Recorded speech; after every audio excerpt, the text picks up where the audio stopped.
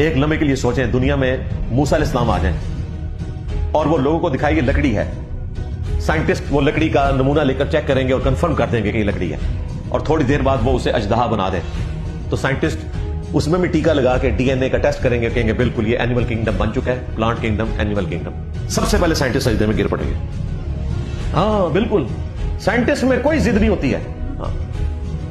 Newton کو غلطی بتائی گئی، اس نے فوراً ایکسپٹ کی۔ آئنسٹائن کو غلطی بتائی گئی، آخری عمر میں اس نے ایکسپٹ کی۔ یہ مولوی ہے جو غلطی نہیں مانتا۔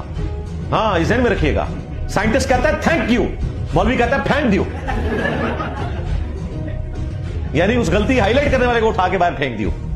سب سجدے میں گر پڑیں گے تو کہیں گے کنفرم ہو گیا، یہ تو پاسبل ہی نہیں، یہ اگر کر کے دکھایا یہ واقعی خدا کا ریپرزینٹیٹو ہے۔ سب لوگ اسلام قبول کر لیں گے، جب سب اسلام قبول کر لیں گے تو امتحان ہی ختم ہو جائے گا۔ ان الذین یخشون ربهم بالغیب لہم مغفرۃ واجر کبیر، جو بن دیکھے اپنے رب سے ڈرتے ہیں ان کے لیے مغفرت اور بڑا اجر ہے۔